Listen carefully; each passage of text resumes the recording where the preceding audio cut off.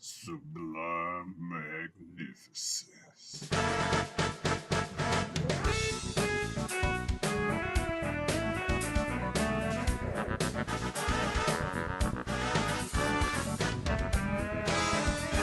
Hey guys, you know who it is, what's going on, what is happening, where it's at, and why we're here today. How you doing? It is I, the sublimely magnificent Big Ugly himself, Omari Ellis Feo Grande on YouTube, back with another episode that this guy hasn't seen.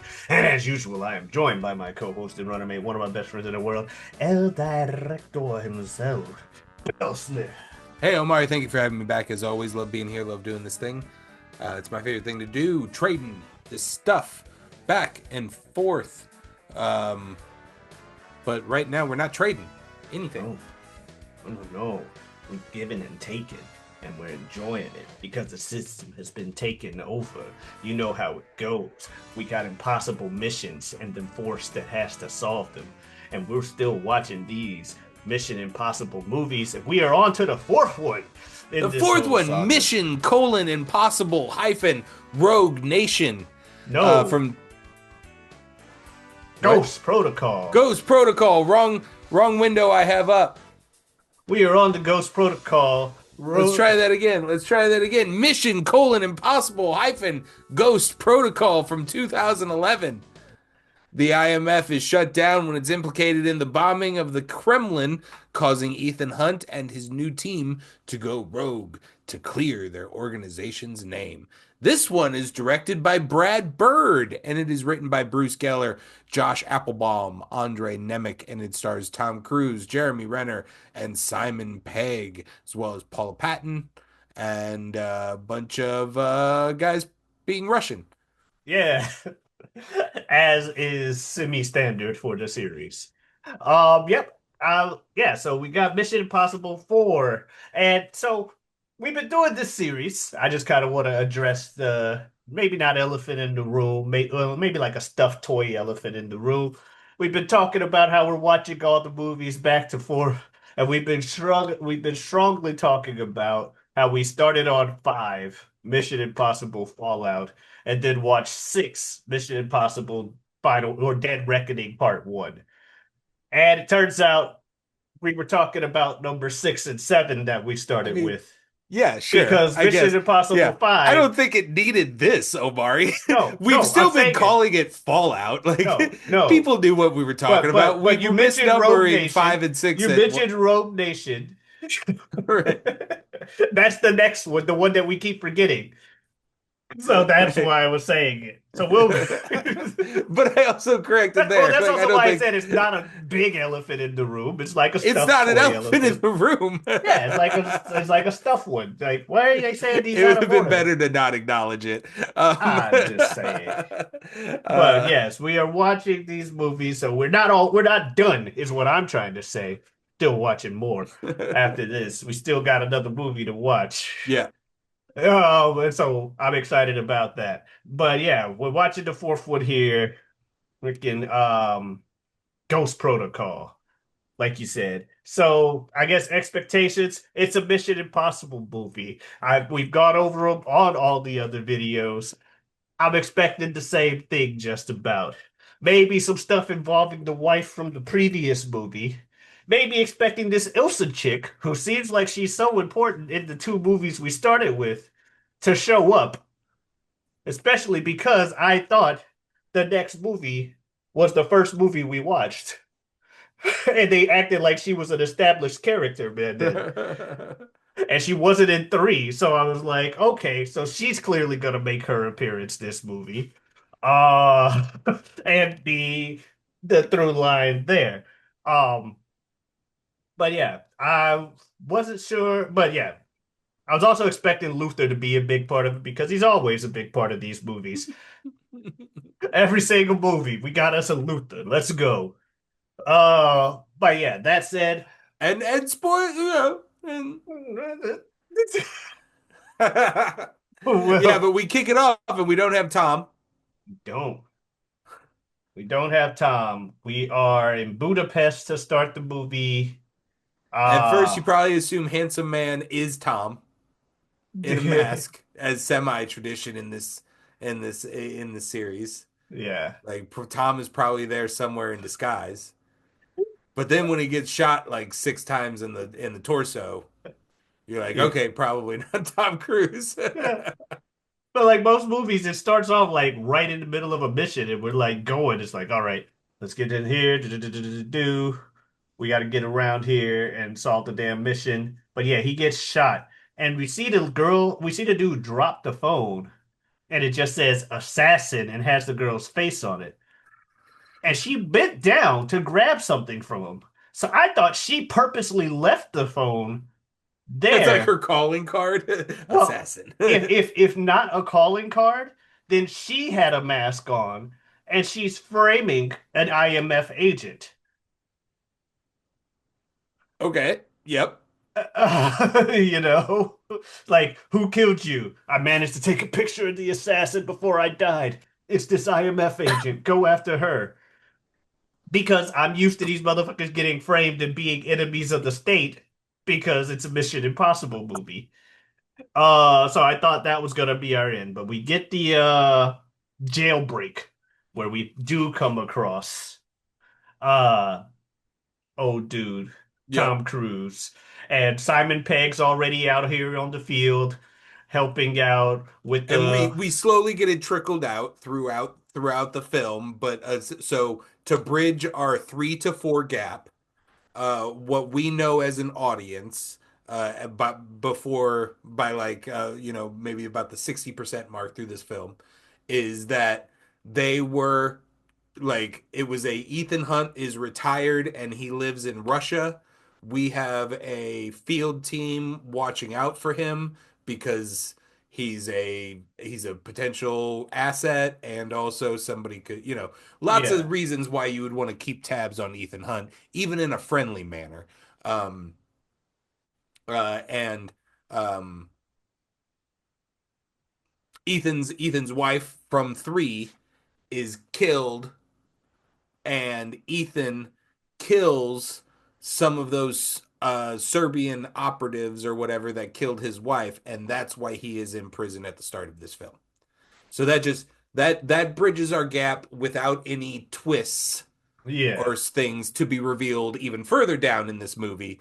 That bridges our gap between 3 and 4. That's why we leave happy married Ethan Hunt that is probably leaving the biz forever and why we return to movie 4 with active agent Ethan Hunt.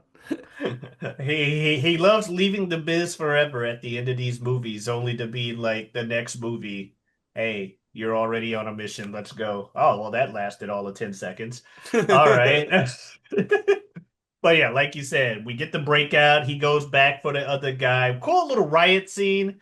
I'm starting to see a trend in their little breakouts of things where they start playing popular songs over the radio and or speakers. We had the We Are Family last movie. Now we have, Ain't That a Kick in the Head? And but I do like the practical reason for Ain't That a Kick in the Head playing because it's a timer for when they need to be to where they need to be. Like, hey, Hmm. as long as he's there when the song ends, we're still good. Even though he's going back for this Sergey guy. No, he's Sergey. He's going back for Bogdan. Right. Who was like, yeah, Sergey. Because Ethan Hunt doesn't forget his friends. Yeah, he always takes care of his friends. Yeah. And he got intel from the guy, so the guy became a friend of his.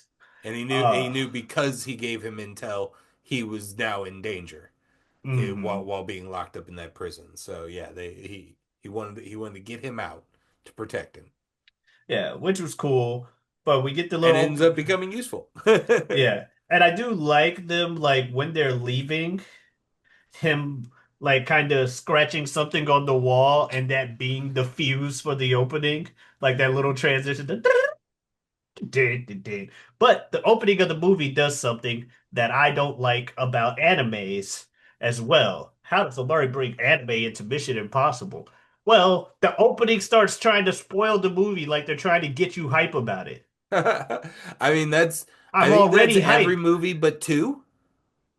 Did they spoil the movie in the other ones? Um, in the first one, if you were to watch it, Like if you were to pause and analyze the different scenes that come in, you very clearly see the spoiler that John Voight is the bad guy in the opening credits. But nobody is going to do that in the movie theater, so they're not concerned with that. Okay, I'll put it this way. I didn't do it in the home theater to your point. That said, this movie, I was like, okay, none of you people were in the other movies. These shots have to have come from this movie that you're showing me. I'm already hyped to watch it. It's a Mission Impossible movie. You don't Mhm. need to tell me what's going to happen to make me hype for it. But like I said, I had the problem with some animes where they do that too, where they're like, hey, here's a moment that takes place real big later in the fight. Hope you didn't know this guy was a dragon the whole time. What the fuck? You just reveal I them. feel like they do a pretty good job most of the time of like of not revealing major plot that it's very teasy of like here's a cool thing you're gonna see at some point. Here's this might be a cool thing. As far as like the actors involved and the people in the mission, I would say like in real time when they're making this film there's all kinds of press and promotion, and Jeremy Renner and Paula Patton are going out and about, and they're talking about how they're now a member of the MI team, and No, it's more like just that's no, it's not I so feel much that you're like revealing the cast. It like I said, it's more I noticed that these clips were from this movie or things that are oh going to happen as opposed to generic IMF activities. yeah, I'm surprised it's because yeah, this is I think the only movie that we've watched so far that doesn't do this is two, and I could Fair. even be wrong on that one. It's like one of the things that you do to be a Mission Impossible movie Fair. is that your It's the first credits time that have. I've noticed it. I think the most So blatant of them all is number one because it's not quite as fast and teasy as the other because there's not as much big stuff. And yeah. so I feel like if you were to really be trying and watching one, you could even get spoiled on the movie. Yeah. But No, you mentioned that. Now, I don't know if it's because I was typing notes when it first came up or whatever, so I didn't quite see that. But that's what I'm saying. it's Like, and it's not direct. I think it might even be an intentional thing of like the order in which things are hmm flashed on the screen in the title sequence, then with the image of John, like there's definitely the image of John Voight in the final scene of the movie where he's in the back train waiting to kill them. that's And hilarious. I want to say there's something in the ordering of the sequences where it's kind of like an intentional Easter egg of like if you know you know, or like the second time you view it, there's hmm something that is like that points to Oh, this is the yeah, real bad guy. yeah. So that's fair. Anyways, If yeah, it's something it's they do just in all the movies, cool. But and so I get it. But this is my first time note where it was noticeable to me. fair, And my point still fair. stands about animes. But fair enough. Mission Impossible. I'll get off your case with that one. But yeah, but there's still cool transition into the opening and everything. But it also made me wonder when they retold the story about Hanaway and how old assassin girl shot him and all of that. Why don't they wear vests more often? Because it You'd was think they'd have super thin bulletproof something. all the technology they'd be pulling out of their ass for these movies. You gotta have something. Hell, even John Wick was like, we don't want him wearing a vest, so we'll just make the suit itself bulletproof. Right. Just Yeah, say something. yeah, Just say just it. yeah, Just the fabric is bulletproof. Okay. yeah. The throwaway line. No, damn. But with how often they deal with these kind of, well, I said it when we were talking about the pickpocketing in part seven. Like with how often they do these things, you would think they'd be like, okay, this is a job hazard that we should be aware of. Don't trust random woman walking up to you on the street. Well, no, like is Ethan. Ethan is ruining OSHA because he constantly survives everything. So he's always like some asshole in the office that's trying to cut the budget points to Ethan and is like, he can do it. Ethan's never been shot. The thing is you just don't get shot. Like Well, I see where you're coming from. Yeah, just don't get shot. actually, what happened? What happened in 2011 clearly states that we could actually shut down this entire force and offices and operation and just let him do his thing and we'll be fine. And it would save the country like $1 billion a year. Like there's some asshole who is using Ethan Hunt against himself. You may be correct at that. If we look at it somewhat realistically, yeah. That's the big Oh, villain of the finale. yeah. But we get the thing early on where it's like, okay, well, we got to figure out what's going on. So we got to go into the Kremlin. We get our mission should we choose to accept it, because of course we do. And we go to the fucking Kremlin and we have our job there. Now Benji's a field agent, and him talking to Tom while they were walking in there, all nervous like, I'm like, ah, so Benji's gonna be a big fuck up. That's his gimmick this movie. He's gonna fuck up a lot of the missions because he's new and green. He doesn't really. That's really not his role for the movie. But that's what they made me feel like when he wouldn't shut the fuck up while they were walking in. And he even almost had a moment with the going in front of the camera when they had their little cool, let's move a screen down a hallway that with the camera that matches the angle of the eyes so that it always looks like it should be with you looking down the hall from that angle.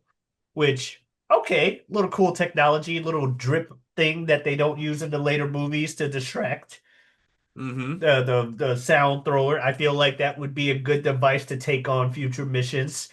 Oh shit, guy down the hall. Whoop! Some other sound effect.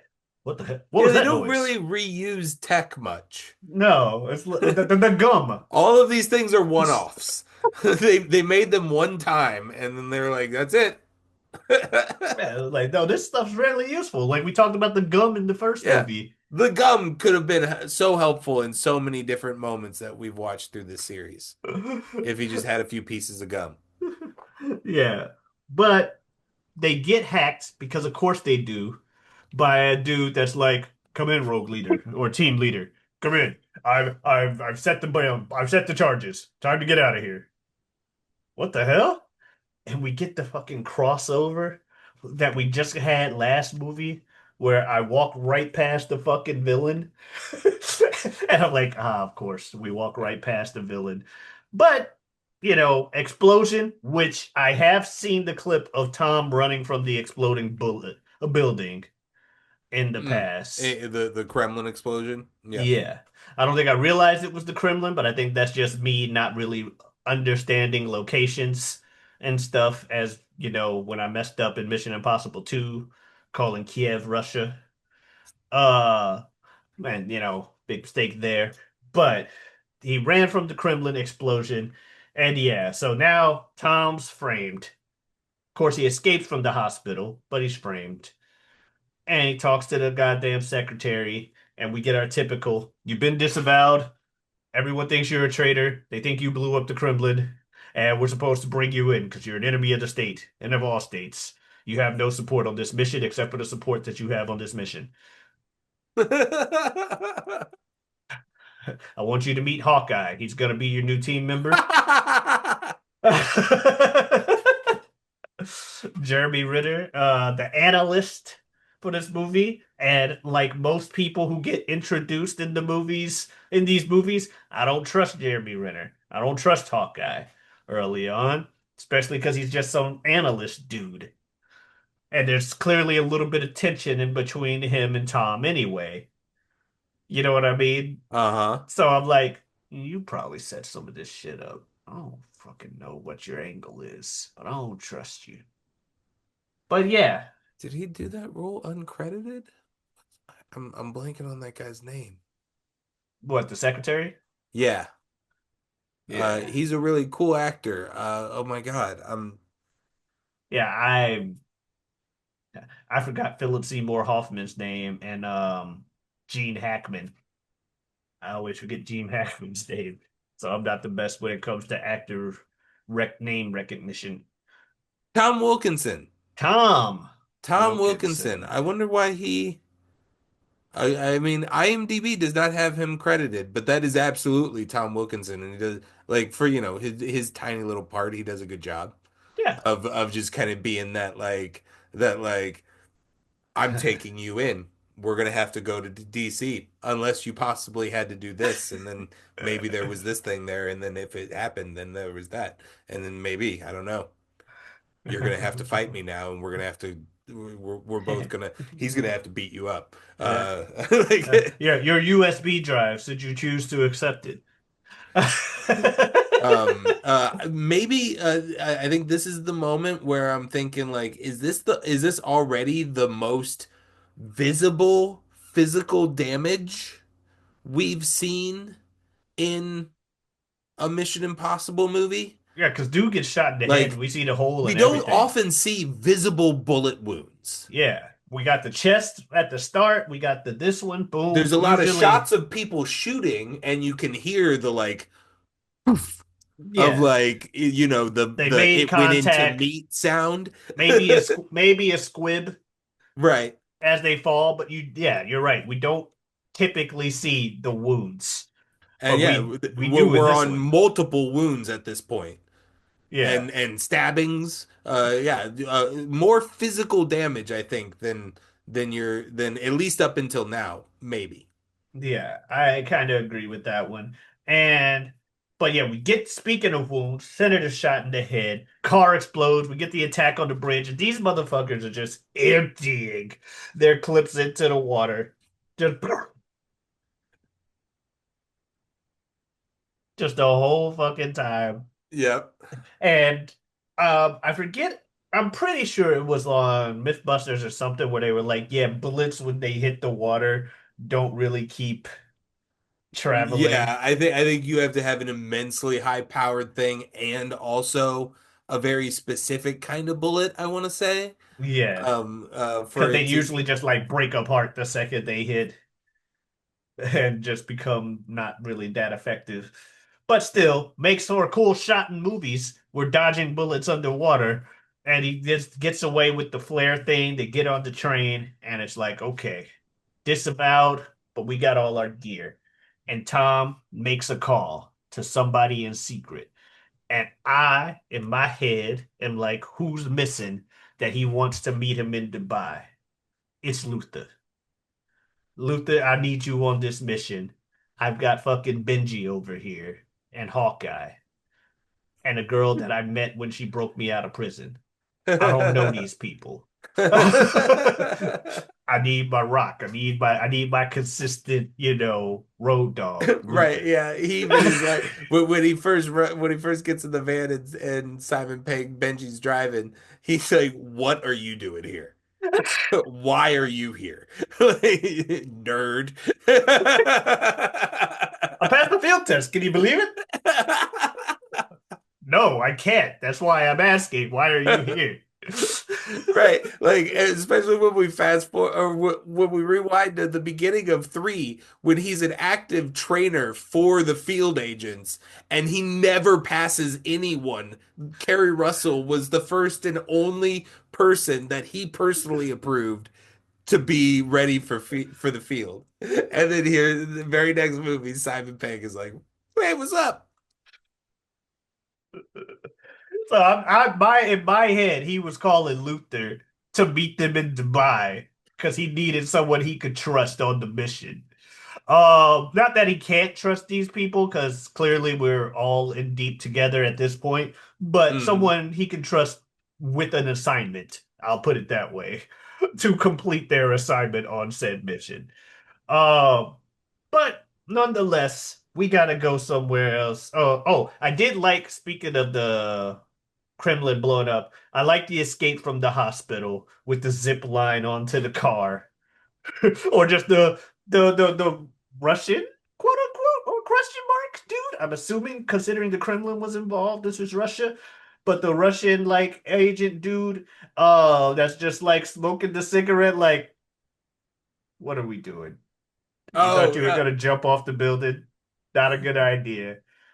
It felt like one at the time, okay? I thought it would be. Just come back in the building, man. yeah, he feels like I don't know, like Russian FBI or yeah, Yeah.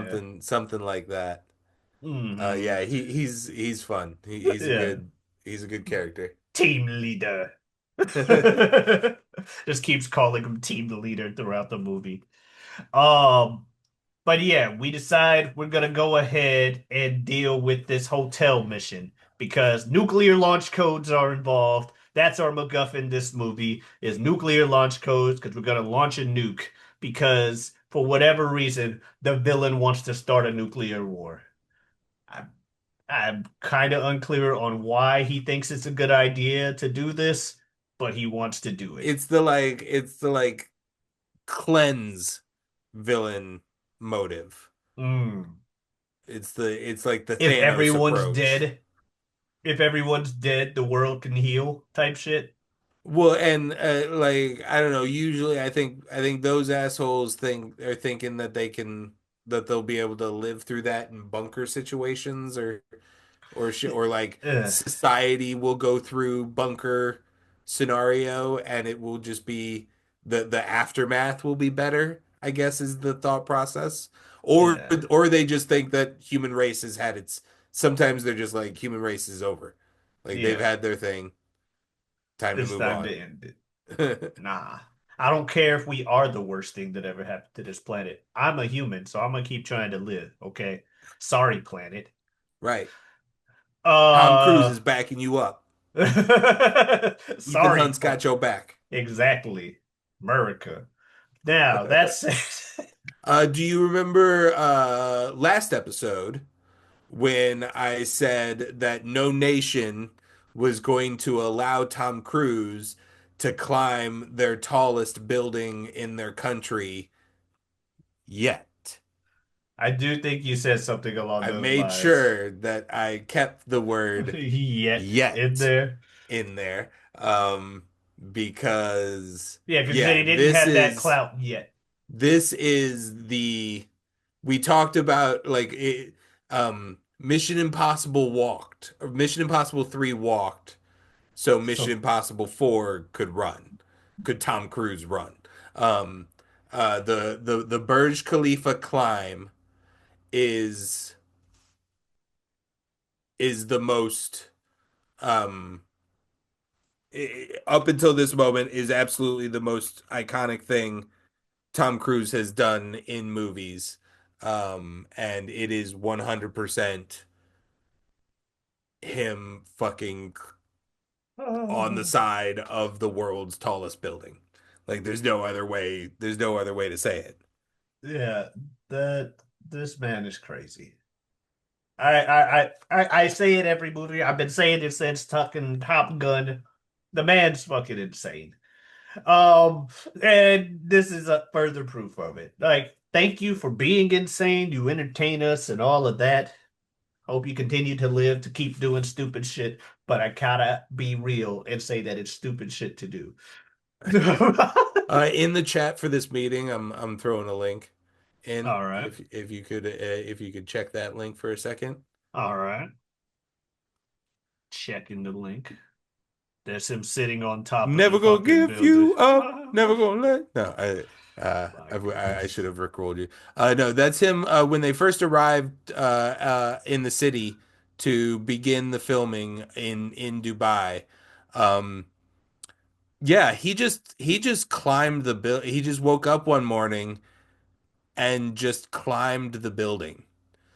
That is him sitting with zero harnesses or protection on top of the Burj Khalifa after scaling it Who took the without even picture? being filmed. Like they threw a helicopter up into the air and got some photos of him The helicopter at the wind didn't top. blow him off the building? Like, this man. Yeah. for no reason. I, Yeah, I he's insane. I He's would love to insane. have half of that courage. I don't need all that courage. I really don't. Mm, We've talked off stream about me and limitations with my own health, yep. and not really acknowledging them. And that's just doing stupid shit like drinking too much caffeine before people try to jump to conclusions. I This have seen motherfucker. I've seen an interview with Jeremy Renner where he lists the scariest thing he has ever done in his life. Maybe now it's different with the life-altering accident that he had. But he listed the stunt that they performed at the end of Tom Cruise's wall climb when he jumps into the building, jumps back into the building, and Jeremy Renner has to grab him, and then Paula Patton has to grab him. That is Tom Cruise with a wasted harness with like a small Oh, belt harness and one safety wire going into the hotel room, and then Jeremy Renner with a belt and a safety cord going into the hotel room. Other than that, it is them dangling out of that window of the bird. All of that is real. And yeah, and Renner listed that as the scariest thing that he had ever done. yeah, I would imagine, especially if the dangling was actually out of that window. Now that you mentioned it, the second you mentioned it, I'm like, oh yeah, he did have to kind of reach and hold Tom up out of the fucking Yep. window. And I'm like, at least they had the waist harness. At first, when you said a wasted harness, I thought you were meant wasted, WASTED. Like, yeah, because he cut the thing up. Wait, he literally just relied on his momentum to do this? This fucking crazy man. No, yeah, there's always obviously there's always like safety cords and things like that that are getting digitally painted out. But I mean, ropes can break. Brackets that hold ropes can break. Things can go wrong. And the Um, amount of things that Tom Cruise does that if the smallest thing goes wrong, equal death are just it's off charts. Owen Hart existed, is all I'm gonna say. That to your point with that. I agree. Yeah. Like, Yeah, that's there why I was once said, a wrestler named Owen Hart. That was incredible. And then and and a then rope broke. and then life ended too soon. Yeah. And he wasn't jumping off of the fucking Burj Khalifa. Yeah, the stuff that he does is crazy. And this is the first we talked about how like that stunt over the wall is like Yeah. the start of things. Like if that rope broke, if things were to go wrong, even in that scenario, there's a pretty safe chance that he could die on that fall. At the very least, be very damaged, very damaged. These stunts are the Burj Khalifa stunts are just on another level. The run down the building, Yeah. like let alone the shots of the wide shots of him climbing, which again are real. But then the there's a There's specific a part word for where one of that. the gloves breaks and he's like slides down or falls like boop. Hmm. That shit also dumb. The run, like you said, the run and swing fucking Spider-Man around the building to get the momentum for the Insane, Jeremy Renner insane. stunt. And then the hit Yeah, he that has he to hit his takes. face into the thing. Ah. That would be the only thing that makes me believe like there was no safety cord and he tried to just rely on his momentum. And it's like, yeah, he fucked up and babe, and they had to fucking catch him. Like in Fallout when he breaks his ankle. Like Yeah.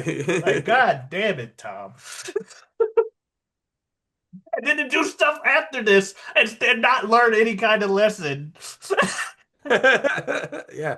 To go only harder. Yeah. Adrenaline's a hell of a fucking drug.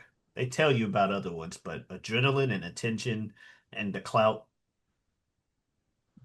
No one So talks uh about it. so yeah, we kind of semi-fail on almost all accounts Yeah. in this mission, I did which like is the kind of par for the course because we're only about 50% of the way through it. So it's like, I did like their implementation of the trope of the guy that is over analyzing the situation. Because at this point, Hawkeye's still pretending to be a fucking analyst.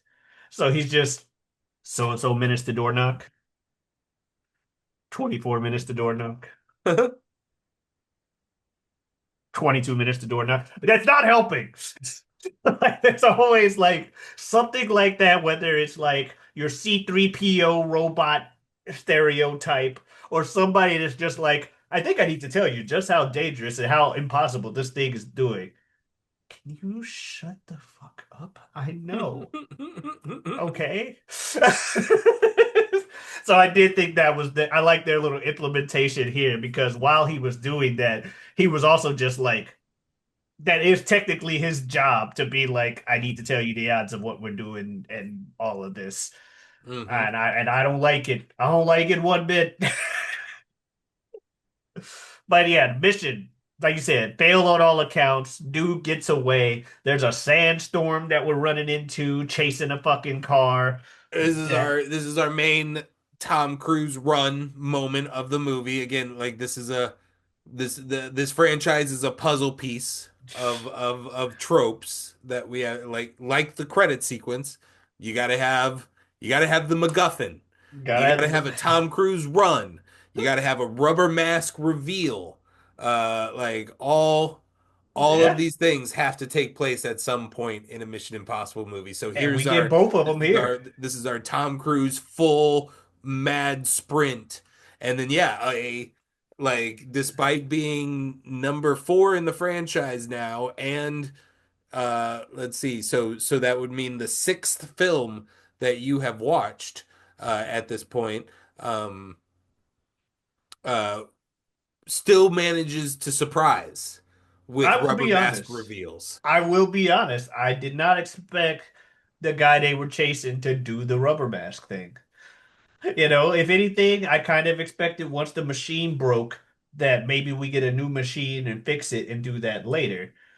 But in the moment where the dude's like, haha, it's me, Austin, that shit was like, oh shit, that's the villain. I didn't see that coming. He instead of sending the minion, he sent himself. Like I saw him shooting the guy that was there to verify the codes. Typical villain behavior. You shoot the henchman. You gotta establish to the audience that you are indeed evil. Will my wife and kids go free? Please, thank God. Oh yeah, thank him yourself. Blah blah blah. Blah blah blah. But yeah, and also we get the moment with the team leader guy that's like, I fucking found you, motherfucker, and he's like, dude, now's not the time. He's right there at the bottom of the escalator. I can't say that, but I'll just say something like, I'm not your enemy, and then I'm gonna beat your ass, because that's quicker than what we're doing right now. We'll figure this out later. I'm Ethan Hunt. It'll be it'll be fine. Beats him hmm up, chases him, but like you said, guy gets away, and then he finally gets the call. And I'm like, okay, he gets the call. Everybody's mad at each other because girl that shot Hanaway at the beginning of the movie, she gets kicked out a window by, you said it's Paula Patton? Paula Patton. Yeah, Paula Patton kicks her out a window. Her character name is Jane. So Paula Patton kicks her out the Oh, and she goes flying and splat. We don't see the splat, but I'm not gonna lie. I expected I Tom wanted that to be too. running out of the building and then just ah. So 4 and 5, I think I've spoken on this before, are my least watched films. I think both of them I might have only seen once, maybe twice.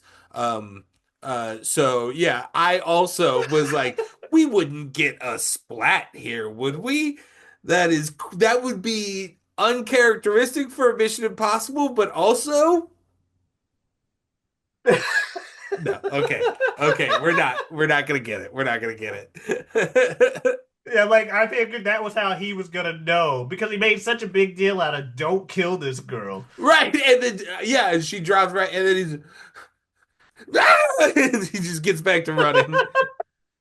What happened back there? Stuff flying from a window. Instead, we get Jeremy Renner and Paula having that particular argument. Why'd you kick her out the window? As he Yeah. makes his call, and I'm like, all right, team fucked up. That's because we didn't have a big dog, Luther. And now he's got him on the phone. And we gonna Constantly meet just up with like Luther. this has got to be the moment we get Luther. I, once Luther was in the first movie and then the second movie, I was like, so Luther's the through line through all of these. And He's I just also at one point said I have already vocalized on this series that Luther is not in every movie, but I was thinking that it was number two that he was not going to show up in, that had a completely different team. Mhm. And the second he shows up in two, it's like, oh well, Yeah, I it was guess he either. is. Yeah. But yeah, so he gets to meet the dude at the docks after casting aspersions on Hawkeye because he's like, motherfucker, you were way too skilled to be an analyst. I know you part of Shield. I mean IMF, motherfucker. You got some fucking agent skills to you, but I ain't got time to ask you about them. So he goes to the dock while Jeremy Renner reveals, yeah, I was the guy that was supposed to protect Ethan and his wife, and I fucked up, and now his wife is dead. But I can't tell him that because we don't like each other to begin with. And how do you tell a man I'm the reason your wife is dead? So it's Yeah. like, okay, that makes sense. But then we get to the dock and it gets on the boat and there's this tall white dude with blonde hair. And I'm like, that's not Luther.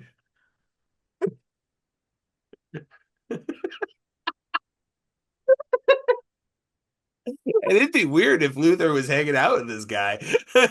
Yeah, put a mask on? Okay. What the fuck? Is Luther just not in this fucking movie?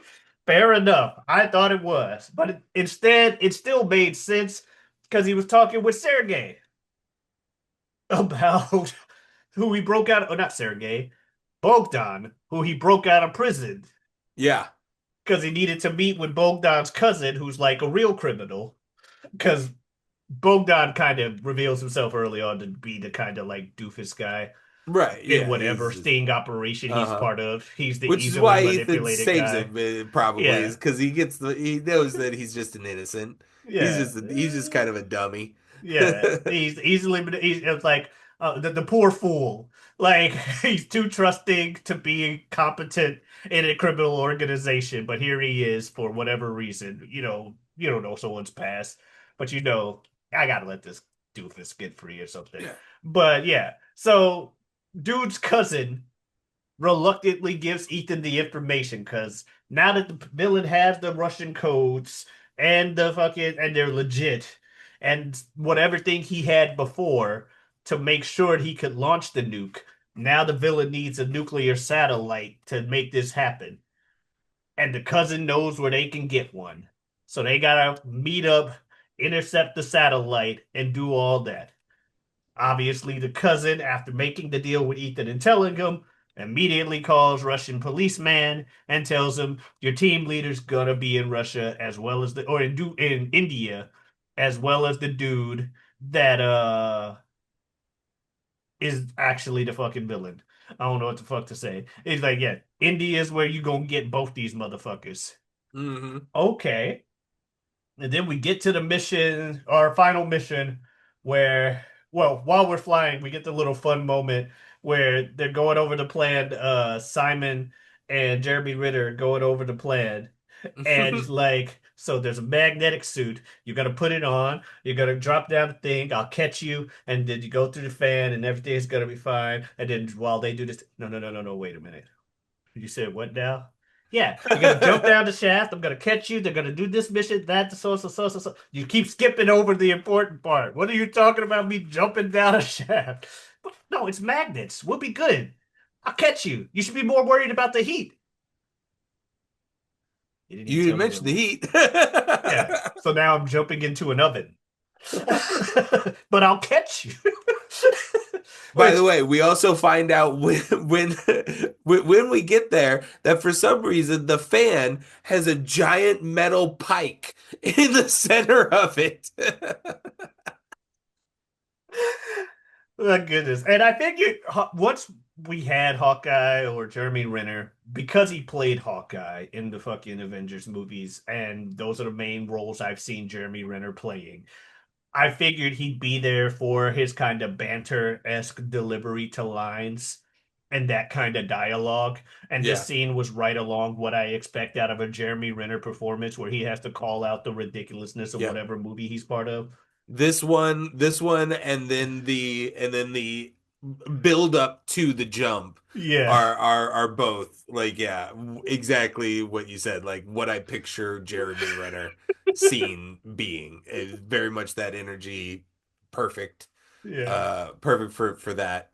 Oh, so now Um, you say you think you're gonna catch me. Yeah, you're probably gonna catch me. You think you're you're sure pretty though. sure the tech Yeah, will that's work. what it is. You're pretty sure Yeah. it's gonna work now. Okay, yeah. Yeah, but hey, He he gets to gets to do the be moment. the Yeah.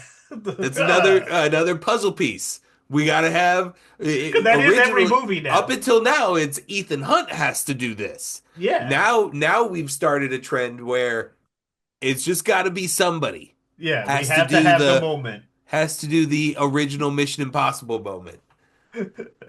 Yeah, no one parodies that drop more than Mission Impossible themselves. So, so they drop in, and meanwhile, Paula Patton has the really easy mission for her of being super attractive for the guy that they're trying to make a patsy.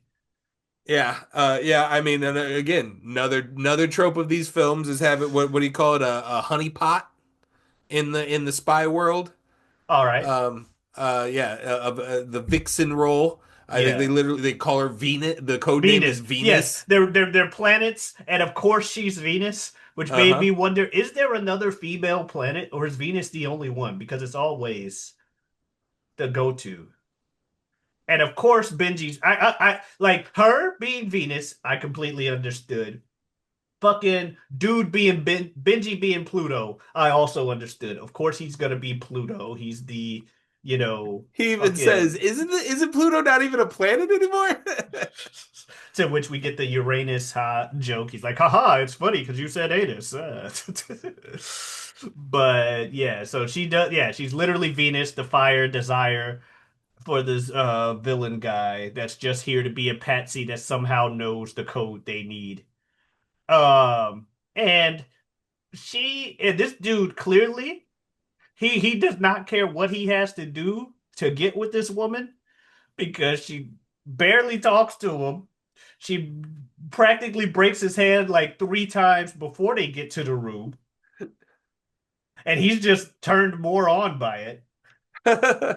He's Yeah. like, "Ooh, I like it." And then Tom Cruise, because he mentioned earlier that he mentioned earlier to Jeremy Renner that he plays hunches, because of course he does. It's established early on he's a maverick. He's Tom Cruise.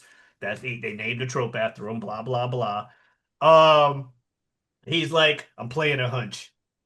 Don't slap me, but I'm about to make out with you, and I'm gonna get away with it because I'm Tom Cruise. Uh, and he does that, and sure enough, the guy's like, I like your passion. Meet me in my room. Almost beats his ass in the hallway on the way to the room, only stopping because someone else walks in, and he's still like, yes. Like, oh. And but yeah, she eventually gets the code from him. But meanwhile, villain's like, I'm gonna go to this police station or whatever, set off the things earlier than y'all think, hack into the satellite, and call up people and be like, launch that fucking missile right now, so that the Americans think Russia is retaliating for the Kremlin with the nuke. Fires the nuke off. And now we're racing a nuke to complete the mission. We gotta fucking disable that warhead. And we get the fucking fight inside the thing to try and make sure we can actually hijack the satellite itself. because they purposely sabotage it after the whole Yep. driving and Tom Cruise running, and we get Paula another Patton Tom. gets shot. Paula Patton gets shot in the I think process. they're depicting that in order for Simon Pegg to do what he has to do, he keeps getting cut on his fingers. So Like I my feel like they show at one point his yeah. fingers covered in blood. Yeah. So my guess is because he's doing stuff with wires and he goes like, ah. And I think he had to like expose the fucking metal part of the wire to do whatever hacking job he's doing to repair it. And Yeah. so the sharpness of the metal is probably fucking up his fingers, hence the blood. Um, but yeah, they're doing that, and Tom is chasing this dude through a garage that I don't think we have any of these kind of garages in America, but I see them in movies all the time, where the Yeah. fucking machine elevators taking the cars and moving them around. I'm like, this is a cool ass garage concept. What are we doing that we don't have any of these? Bottom line is we get the fight on the car elevator for the briefcase because if there's anything you want to do to make sure you have a fight that's really cool, you fight over a briefcase. Isn't that right, Bill? You also have a Absolutely. scene. You also have a scene where someone chases a car, jumps on the roof, and attacks the guy through the window. I like doing that as well. I like those scenes. We're fighting for the briefcase as it drops around, and it's a pretty cool fight. Like, or at least cool things happening. Other dude is pretty capable. He actually fucking injures Ethan's leg during the fight, Yeah. so he's getting some hits Yeah. in. In wrestling terms, Tom Cruise sells really well in his fights. Like Yeah, you feel like Ethan Hunt has been in a fight. And especially this one, they take so many fucking falls. I wonder what canonically ends up like. What is that hospital trip? Does he have like multiple broken bones? I'd have to assume yeah, by the I end of would. that fight. I don't know. But I liked how the villain was so dedicated to his mission, but also I kind of hated it because, like, of course, you're gonna take the pussy way out to not be around for the nuclear fallout from the mutually assured destruction. He just grabs the briefcase and is like, "Fuck you!" Jumps off to his death, like, "Come down here and get it, motherfucker!" And it's like, okay. And so I thought Tom would find some other way down. No, Tom gets in a car and just drives the car down. He's like, maybe the car and airbag will cushion me from actually dying from this, but I gotta get down there far. How the car starts without him hot wiring it or anything, it has a push to start button. I still think there's details in that we kind of brush over, but it's a fucking Mission Impossible movie. Don't worry about it. He goes Yeah, I think those kind of garages only exist for rich people. So maybe, and rich people have different security standards and stuff. So maybe the keys are always in the cars at those garages. yeah. Rich people do have different standards. They think they're too rich to be robbed. Well, and like the building itself is already under hyper security, is like the thought Yeah. process kind of thing. Yeah, like why would you? This is stupid. We have the money for good security, so Yeah. we can afford to be lax on said security. Bottom line, Well, what do you want me to do, Omari? Carry my key fob around like some poor? yeah, I gave it to the valet and he left it It in the just lives car. in my car. Yeah, you give the key to the valet who leaves it in the car so they can take it out later. Um, but yeah, he drives off, crashes, does the little crawl over, and he does the cheesy ass mission accomplished as he presses the button. And it doesn't work because they haven't finished their other mission where they need to get the servers online so the button actually does something. This leads to Benji telling her to put some hard drives in since she got shot, and him helping Jeremy Renner by shooting the guy down the hallway, getting what I'm assuming is his first kill based on some Right. lines from That's him his later. that's his moment of like, I'm a real agent now. Yeah, because he's like, I'm glad you guys have been able to sleep at night. I can't, close Right. showers and stuff. The typical dialogue you hear from I got my first kill in these kind of movies. So I'm assuming that's his first actual on the field kill. And especially considering he works with an Ethan Hunt type who doesn't like killing people on his missions. Um, but yeah, Ethan presses it again, and with like 2 seconds to spare, the thing just harmlessly crashes into a river. The warhead's no longer activated. The day is saved.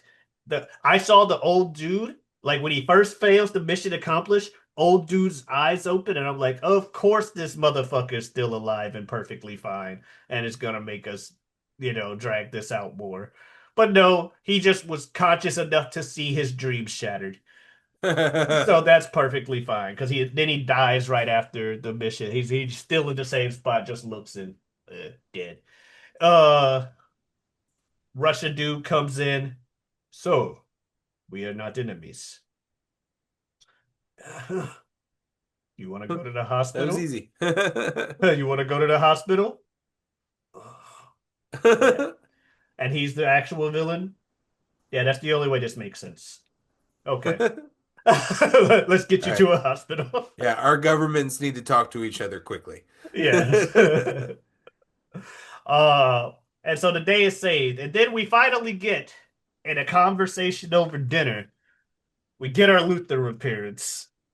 As Tom Cruise was telling him about the mission.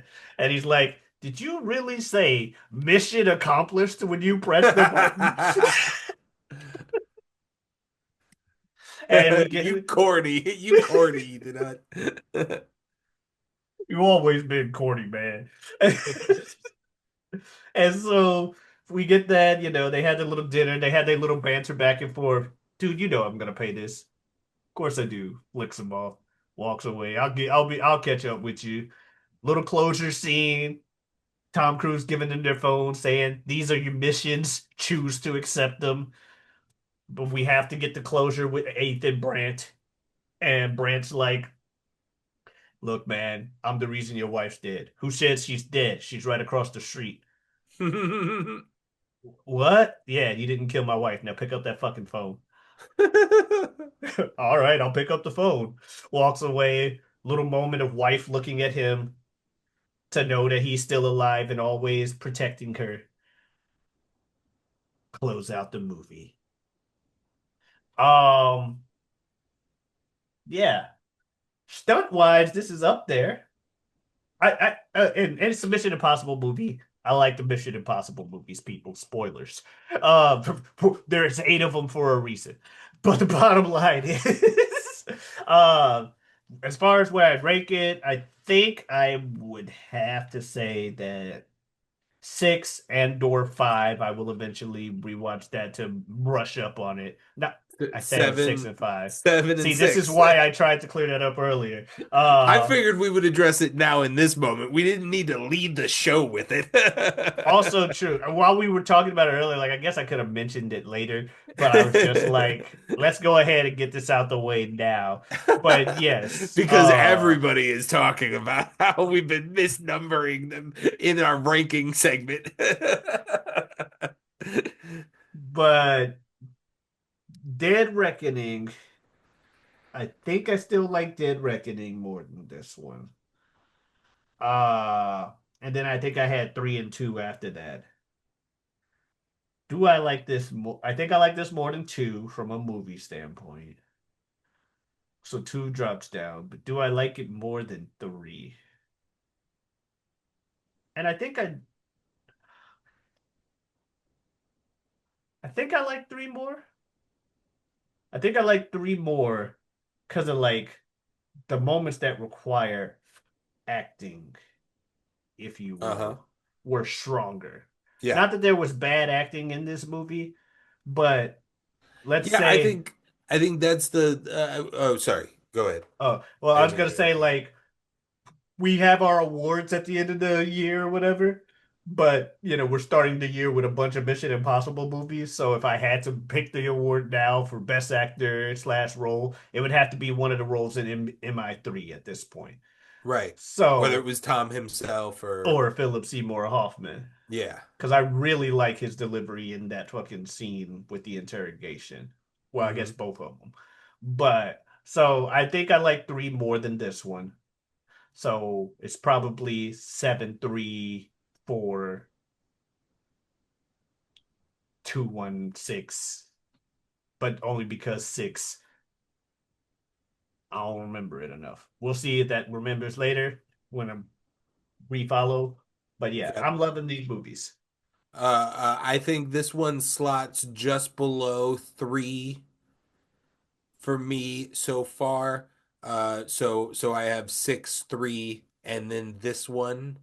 Um, the stunts are really great. I love the addition of Jeremy Renner. Hmm. Um, Paula Patton as the female in this team. I don't know if I love her. Yeah. But that might be suffering because I don't love her storyline of like my lover agent was just killed and now I'm semi obsessed with that. And, I she don't love gets that the as a side and she gets plot. her vengeance just already just kind of boop done.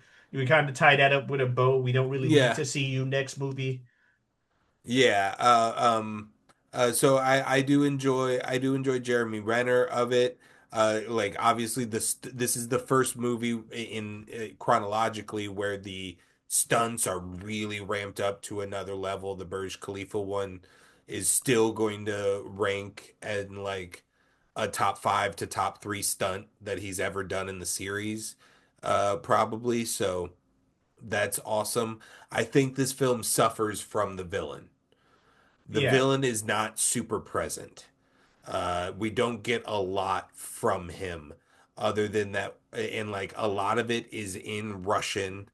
And for me, I don't know why, but there's no subtitles provided on the Russian part of it. I don't know if very that's what you little. had. Very little. Sometimes there is, sometimes it's literally just says speaking Russian and I'm it's watching Amazon Prime. I didn't have captions on. it was on Uh, Paramount. but I anticipate when somebody's speaking another language to throw some subtitles on. That would be But nice. also I know there's some folks that would prefer you to just it's a language you don't know and you don't know it, and so that further immerses you into you know, Yeah. the And mystery I of it feel all that's what they were potentially. going for. They were like they only translated the lines we actually needed to know so that we know what's going on in the story. But for the most part, they just let them Stolichnaya. But But yeah, yeah, I just yeah, I'm missing that great villain for this to be a top tier Mission Impossible film for me. I agree. I agree. The villain does kind of bring it down. It's kind of why like I said, three I think was a better movie overall, as well as seven. All right, we are moving on to Mission Impossible, Mission colon Impossible hyphen Rogue Nation. It is the 5th in the series, and it is the first of who will become a 4-time Mission Impossible director, Christopher McQuarrie. So we're gonna start that one next week on This Guy Hasn't Seen. Yes, and you can go ahead and watch all the other ones on this channel, as well as 3 years worth of other content, because we do it every Tuesday. Omari compiled all of the Mission Impossibles into this convenient little playlist right here. Yeah, there. And then With he managed to put it in a tile right here oh, for you so to click on. yeah, put it there in the video. And we got that. So we'll have to edit to do that. And meanwhile, we have other stuff on the channel. We also have You Don't Watch Sports on Saturdays. It's two guys, three topics, up you sprinkle a little information to your casual sports conversation. Be a guiding light through the sea that is casual sports talk. Other That link is shows right as here. well. Other shows as well as, my Twitter and Twitch, Giotavi, Giotavi. Come on in, stop on by. Follow I all don't the know if you stuff can on the put those links channel. up, but if they I are, they're right there. Yeah, maybe. We'll see. But the bottom line is thank you guys so much for watching, and we'll see you next week. Adios. This.